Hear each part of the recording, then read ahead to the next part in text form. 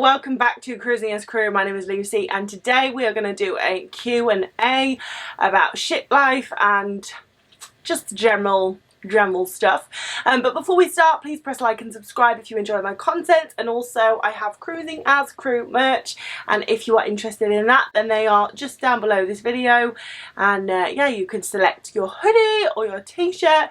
It's been really cool actually.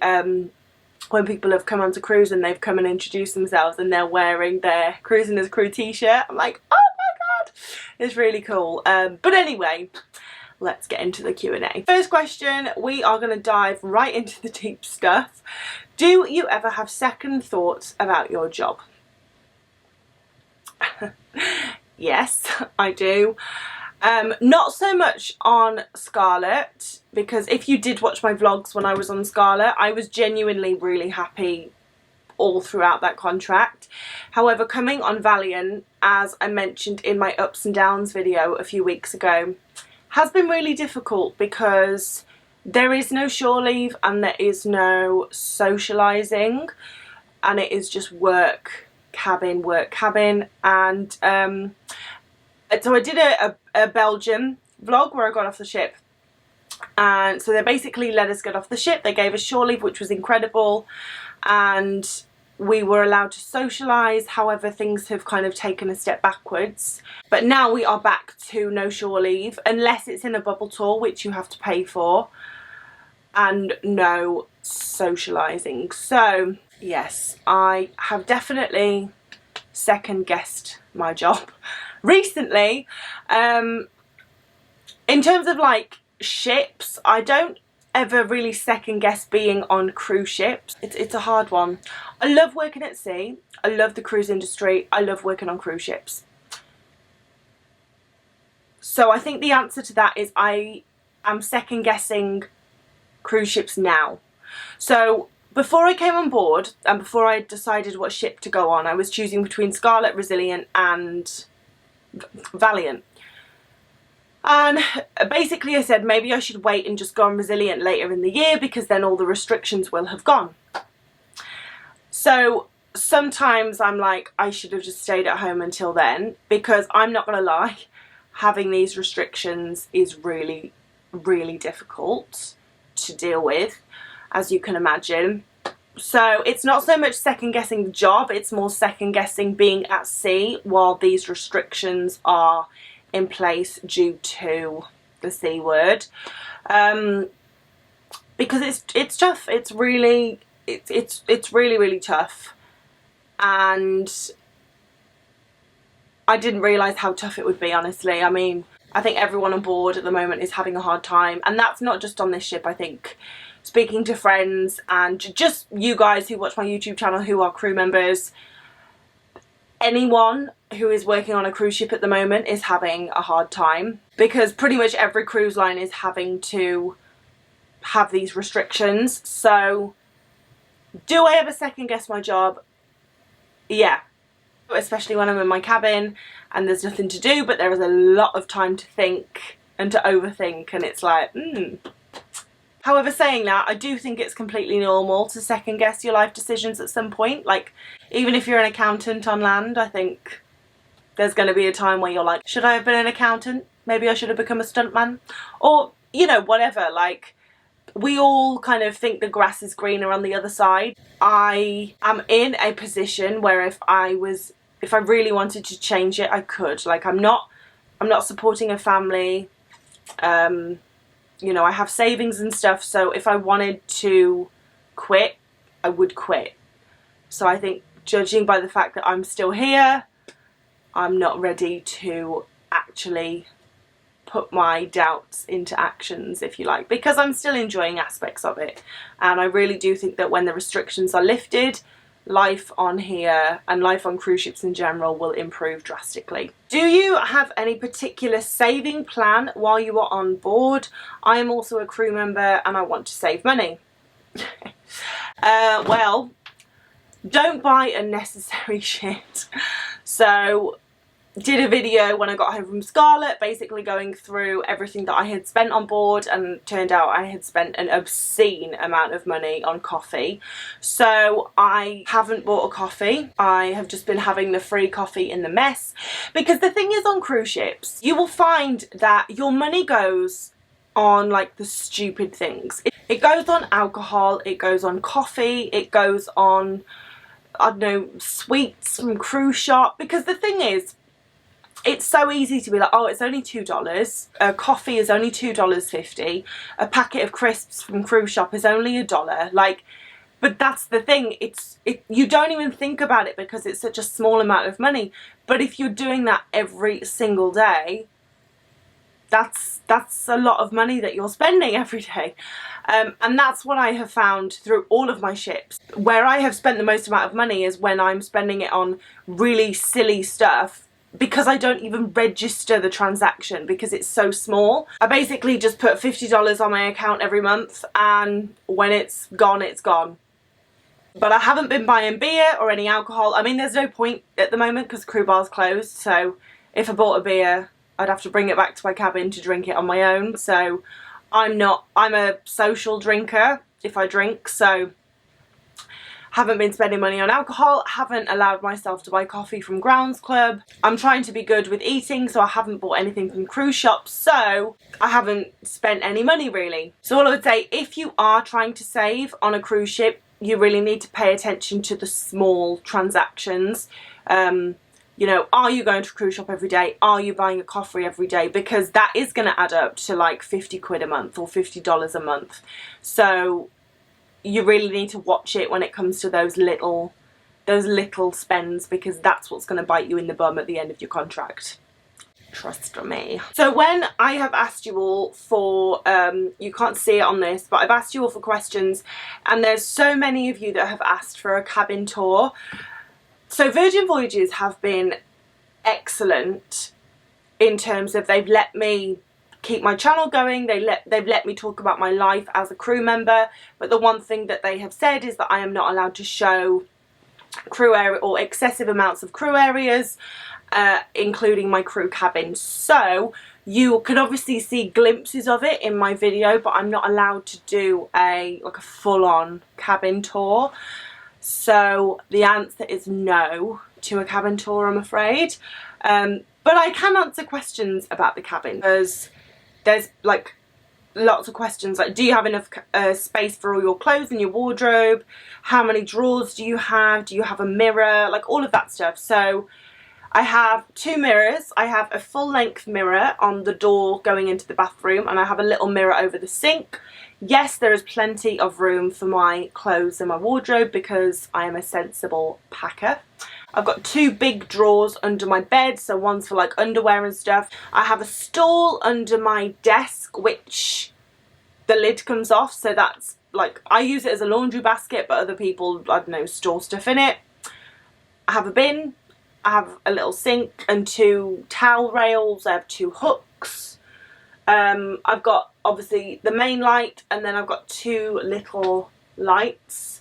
So when I'm here in the evening and I'm winding down to go to bed, I can just have my little side light on, which is really nice, a bit of mood lighting. I have a flat screen TV in here, which is amazing. I have a phone in case I need to call, I don't know, the bridge or something for an emergency, God forbid. I have a shelf with all my makeup on. And that's pretty much it. It's a very tiny, compact space. Oh, and then there's a big space under my bed for the case, for my cases. And that's it. I mean, it really is like small and functional. And any cabin you go in will be just that. It will be tiny. You can't swing a cat in it, but it's got everything you need. And you get used to it pretty quick. I know that a lot of people are really nervous about going on a ship and living in a cabin, but like, you do adapt to it pretty fast, so don't worry about it too much. What are some differences between Valiant and Scarlet? So I actually mentioned this in my vlog video that I did. I think I called it Finally Socialising or something, where I went through the differences between the 2 ships, and literally it's my shop. That is the only difference. The restaurants are the same, the layout is the same, even the carpet and decorations are the same. The only difference is a few pieces of artwork, and the shop I'm in on Scarlet was a MAC cosmetics shop, and on this ship it is a sunglasses shop that I now work in. Can crew members use the pool?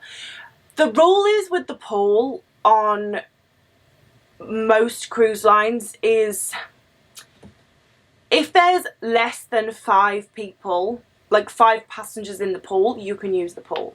So like for example, today we're docked in Tenerife, it's a bit cold, there's no one in the pool. So technically I am allowed to use the pool. However, I wouldn't, and not many crew members do. If your cruise ship happens to have a crew deck with a crew pool, go for it. Like when I was on P&O Oceania, we had a crew pool and people use that. But like no one really uses the passenger. No crew member really uses the passenger pool. It's like, I suppose it's a bit of an unspoken rule. You just don't do it, even though technically you can. What are the most important rules of the ship? The most important rules on a cruise ship are the safety rules and making sure as a crew member you know what your duty is. And then like something that cruise ships are really strict on is clocking in and out. You know, it's normal on cruise ships to work 14-hour days, but to stop cruise lines or managers basically taking the piss, they have something called MLC, which basically means that you can only work a certain amount of hours in a 24-hour period.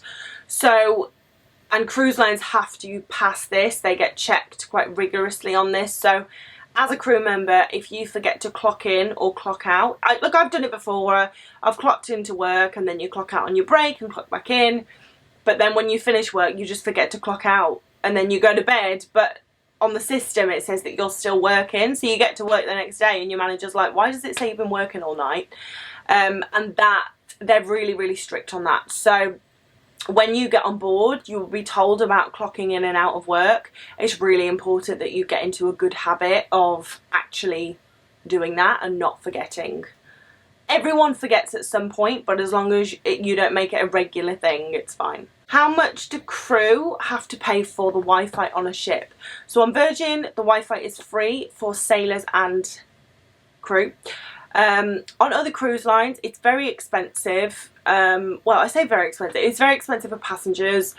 On P&O, I remember paying £15 a month, and that would give me a month's access to like Instagram and WhatsApp. So I could basically look at Instagram and I could send WhatsApp messages, and that was it. I couldn't call on WhatsApp.